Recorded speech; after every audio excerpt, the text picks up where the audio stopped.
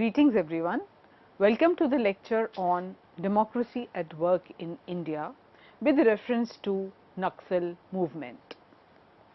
Democracy has been evolving since independence in India. There have been several movements, and one such movement that today we will be talking about is Naxal movement. The term Naxal derives from the name of the village Naxalbari in West Bengal, where the movement had its origin. The Naxals are considered far left radical communists supportive of Maoist political sentiment and ideology.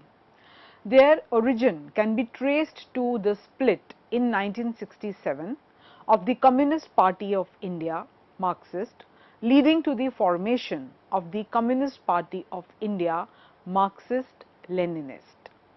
In 1967, it was a peasant uprising that broke out in Naxalbari in northern West Bengal, and it was this insurgency that was led by hardline district level CPIM leaders like Charu Majumdar and Kanu Sanyal. And henceforth there was no looking back. The Naxalbari movement was, however, suppressed by West Bengal government. During the 1970s and 1980s, several power shortages, strikes and violent Marxist Naxalist movement have damaged much of the state's infrastructure, leading to a period of economic stagnation. Though in the beginning the movement had its center in West Bengal, during later years it spread into less developed areas of rural southern and eastern India like Chhattisgarh, Andhra Pradesh, Odisha, through the activities of underground groups like the CPI Maoist. For past several years, it has grown mostly from displaced tribals and natives who are fighting against exploitation from major Indian corporations and local officials whom they believe to be corrupt and also exploitative. Naxal, Naxalite or Naxalwadi, these are some of the terms that were used to refer to various militant communist groups that were operating in different parts of India under different organizational envelopes. In the eastern states of mainland India, which includes states like Chhattisgarh, Jharkhand, West Bengal and Odisha, they are usually known as or refer to themselves as Maoists, while in southern states like Andhra Pradesh, they are known under other titles. They have been declared as a terrorist organization under the Unlawful Activities Prevention Act of India as per 1967. Leaders of the movement have been found to have hideouts located in China. The government of India had made certain provisions to stop the influx and to rehabilitate the affected population. However, the problem lies in the grassroots level and that too at the stage of implementation.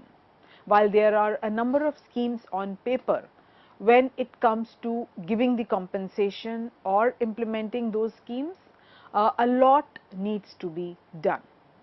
The problem lies how these laws and provisions can be communicated to the isolated mass in a substantial way. Many civil society activists working in Maoist affected areas are also finding themselves under assault from both the sides. The Maoists claim to be fighting for the poor and the marginalized, demanding loyalty and shelter from villagers, while government forces seek public support in protecting those very villagers from the onslaught of Maoists. But the activities of civil society activists on behalf of the impoverished and vulnerable local population put them at risk both from the Maoists as well as from the government and the security forces. The Maoists have a significant presence in states like Chhattisgarh, Orissa, Andhra Pradesh, Maharashtra, Jharkhand, Bihar, West Bengal, and some marginal presence also in Assam, Madhya Pradesh. The Maoists assert that they are defending the rights of the poor, the marginalized, landless, Dalits, tribal indigenous communities, and they describe this as a revolution demanding a radical restructuring of the socio-political and economic order, as they are not convinced of the democratic state the way India has been functioning as a democratic state. The Maoists believe the only way marginalized communities can win respect for their rights is to overthrow the existing structure by violent attacks on the state property, state institution, and so on and so forth.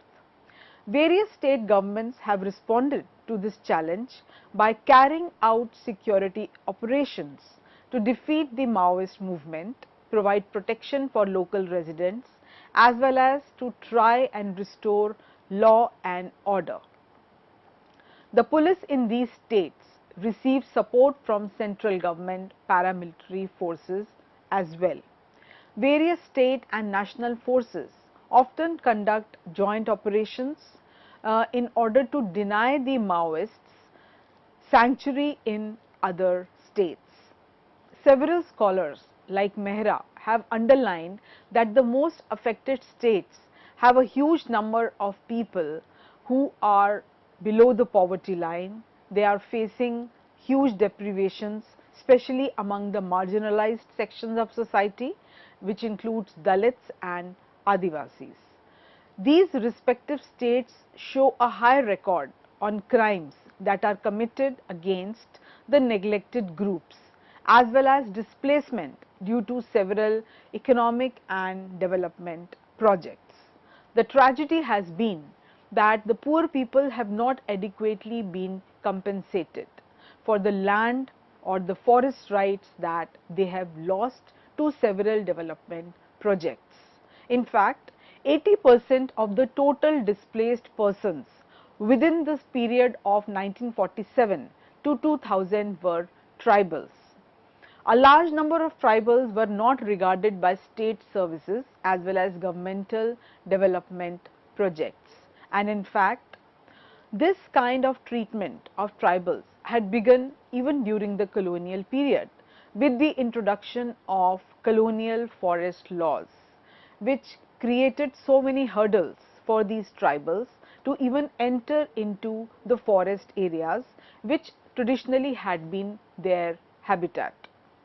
Attempts by the states to increase the influence in the most backward areas resulted in repression of the inhabitants by state authorities, such as by the forest departments, and subsequently resulted in the destruction of their traditional social bond. The most Naxal affected areas like Jharkhand, Chhattisgarh, Bihar, Madhya Pradesh and Andhra Pradesh are also very rich in natural resources. In this area, natural resources are not only reason of promoting Naxalite movement. It could be one of the reasons, but definitely not the only reason. It is doubtful whether it could be considered even as the primary reason. Because if natural resources or lack of it is a major reason for the Naxalite conflict, then why is there a Naxalite problem in Jharkhand but not in Himachal Pradesh? Why in Bihar and not in eastern UP? So, therefore, natural resources cannot be the only accurate parameter to measure growth of the Naxalite problems in these regions. Either the state or union government controls natural resources like mountains, forests, reservoirs, rivers and mineral resources like coal, bauxite, copper, mica, etc. The state remains the distributor as well as the arbiter, while the individuals or group of individuals have little say in this matter. Individuals have exploited the state for their own benefits, but the problem lies with the failure of governance by the state, but not with individuals. The reason for the growth of Naxalite problem, therefore, could be many. If we discuss the most important reason that has been responsible for spread of Naxalism is the slow implementation of land reforms. Landlords frequently moved the court to delay implementation of land reforms. They also connived with local politicians and bureaucrats, making the land reform process very slow, time consuming, costly and beyond comprehension of poor tribals. So, ultimately land reforms failed to attain the ends with which they had been designed. The social structure of society in these areas could also be cited as an important reason behind emergence of Naxalite problem. Wherever the Naxalite problem exists, there is a poor section of society with no resources to meet their quality requirements. It is correct in not attributing the caste or tribal structure as a reason for the problem. The poor include various castes and not any particular caste or group of castes. However, their poverty as well as lack of ability to improve their life due to financial constraints and their inability to access education, to attain help from the government machinery and even to get legal remedies for their problems. All these can be considered as very important factors as to why there are so many supporters of Naxalites, especially in rural and tribal areas.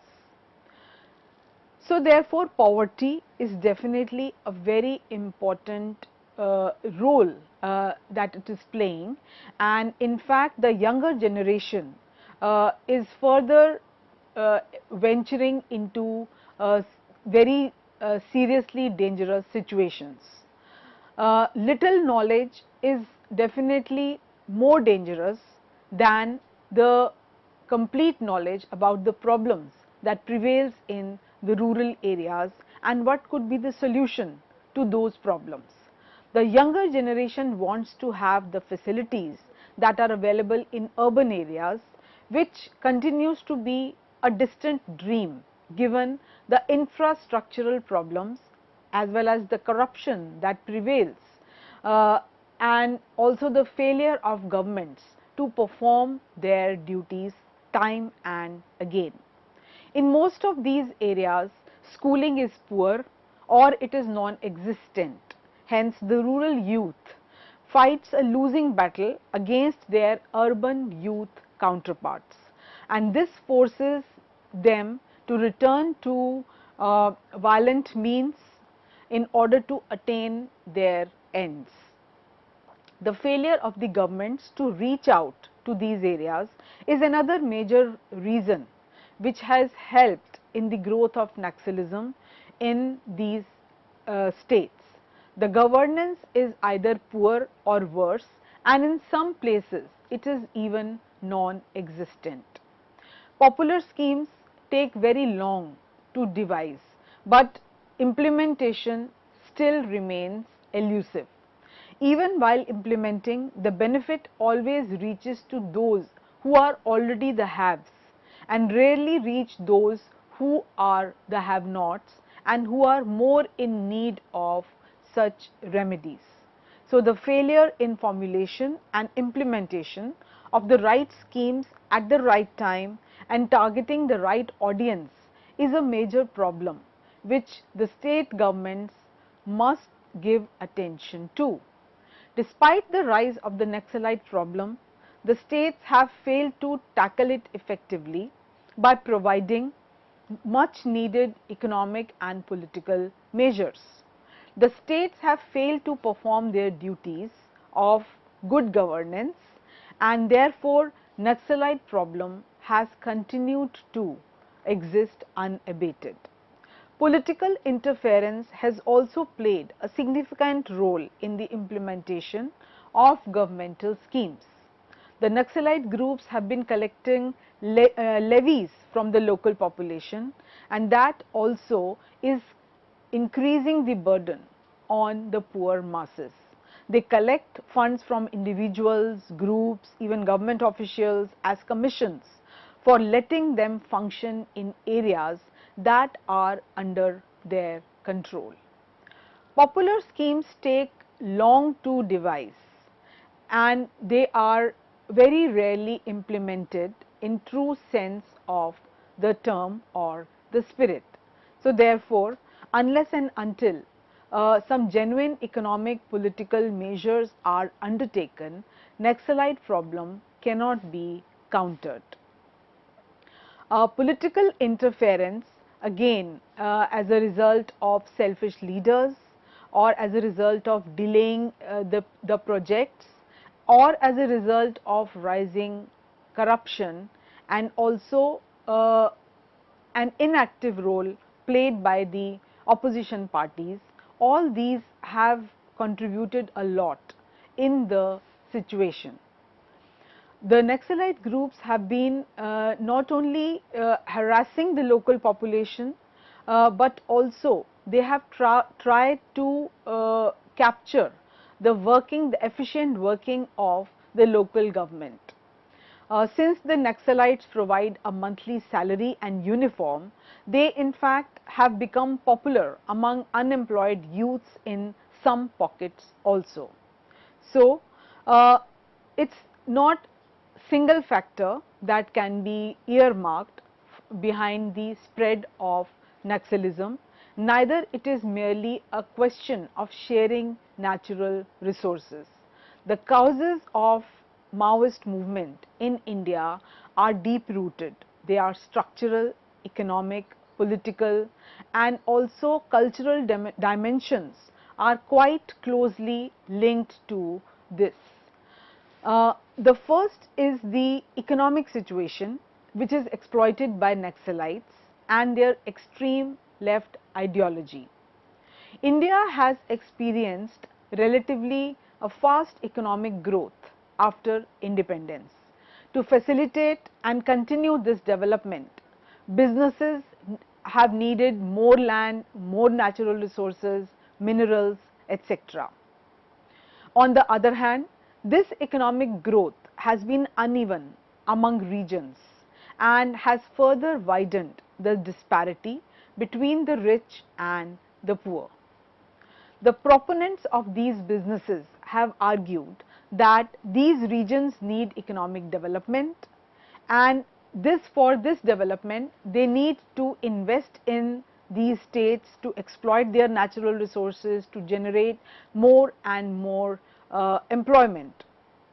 While the tribals living in these richly forested lands are not really happy with the way things have progressed, because they are not only losing their land, they have also lost their age-old rights to these new businesses that have emerged in their areas. So, the conflict between economic progress and aboriginal land rights continues to fuel the Naxalite activities. Their strongest bases are in the poorest areas of India. They are concentrated on the tribal belt such as West Bengal, Orissa, Andhra Pradesh, where locals experience forced acquisition of their land for developmental projects. The spread of Naxalism reflects the widespread alienation and discontentment that has largely been felt in large parts of country, where large number of population is getting marginalized. According to Dr. Subramaniam, who was a former Director General of National Security Guard and CRPF, he has noted that Naxalism exists in these tribal areas due to rising dissatisfaction of people against the government, against big business, and also another reason that he has cited is that the terrain here is suitable for guerrilla tactics, and there is no existence of a proper and effective local administration which could redress the grievances of the marginalized sections of society. So, while we can say that the Naxalite threat is one of the security problem, but it is also important to realize that its reasons are multi-layered, and these also reflect the weaknesses that can lead to further problems, and they can also make India vulnerable to external threats in addition to internal threats. So, it is very important that the security dangers are not compromised with, and the globalization process should not proceed in such a way so as to further alienate people in these areas and to further exploit them. Thank you.